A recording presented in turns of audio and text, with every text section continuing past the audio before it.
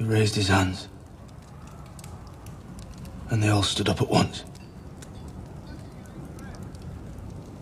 Tens of thousands of them, the biggest army in the world. So what are you gonna do? I'm gonna hope they don't learn how to climb the wall. But the dragon glass? No one's ever getting that back now. It wouldn't have mattered anyway, not unless we had a mountain of it. But you killed a White Walker. With Longclaw. I saw him shatter steel axes like they were glass, but Longclaw. Is Valyrian steel? How many Valyrian steel swords are left in the Seven Kingdoms? Not enough. What's up, ladies and gentlemen? Welcome back for another Game of Thrones Season 7 prediction video. Today I want to talk about something that I've been asked about since I first started making videos, which is the Valyrian steel sword, Dark Sister. There is a photo that I've used of Bran and Meera several times in my videos, and every time I use it I'm always asked about this sword, so I figured I would finally make a video and talk about this. I have GreyArea here with me today to give you all a little bit of a backstory on this famous Valyrian steel sword. Dark Sister is one of the two Targaryen ancestral Valyrian steel swords. The sword itself is famous and has been in the Targaryen family since before Aegon conquered Westeros. It once belonged to Aegon's sister wife, Visenya Targaryen. Dark Sister was also wielded by Daemon the Rogue Prince, and he leaped from his dragon Caraxes and stuck Dark Sister through the good eye of Prince Aemon Targaryen during the Dance of Dragons. The last known owner of Dark Sister was the three-eyed raven Brynden Rivers, bastard Targaryen. If you look closely to this photo, you will see what I believe is Dark Sister laying against a tree. We know Meera didn't go to the three-eyed crow with a sword. She carried a bow in her frog spear.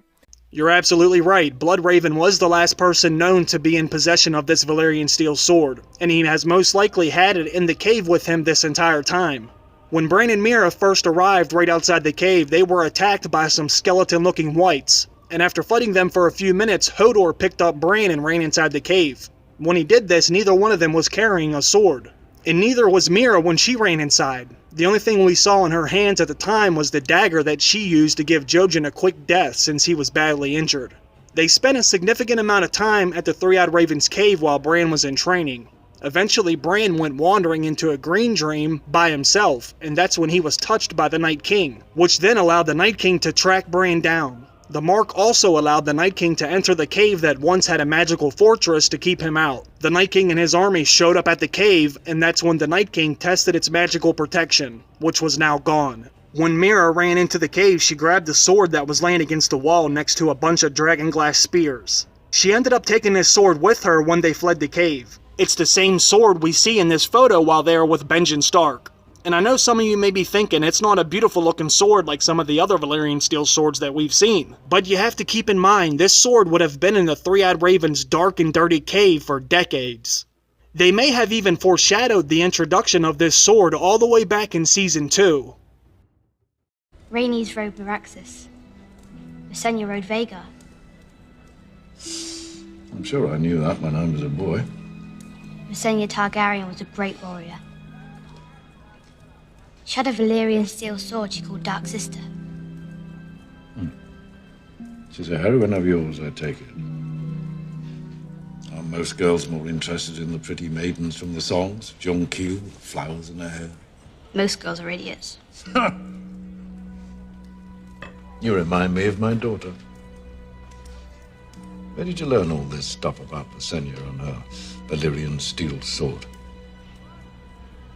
From my father. It's interesting that Arya Stark would be the one to talk about a sword called Dark Sister. The path that Arya has been on definitely reflects that of a Dark Sister. In my opinion, she would be the perfect person to carry a sword like this.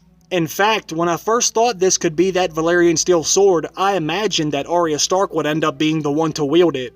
But after the photos from Entertainment Weekly came out showing Arya with the Valyrian steel dagger, I'm not so sure she would get this sword now too, because she still has Needle also, although Needle is just a castle-forged steel.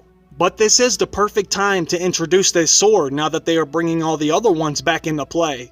We haven't seen this Valyrian steel dagger since Season 1, but here it is with Arya Stark right before Season 7 begins. And we had never seen Heartsbane before either until just a few episodes ago when Sam Tarly took it from his father's mantle at Hornhill. Widow's Wail also disappeared from the show for a few seasons too, but after HBO released some new photos, we now know Jaime Lannister has the sword with him. It's not a coincidence all the Valyrian steel is coming back into the plot. The long night is upon us, winter is here, and the White Walkers come with it. All this Valyrian steel will make its way to the war. Sam will make his way back north with Heartsbane, Jon Snow is in the north now with Longclaw, Brienne is in the north too with Oathkeeper, and the Dagger is in the north most likely with Littlefinger, but soon to be Arya.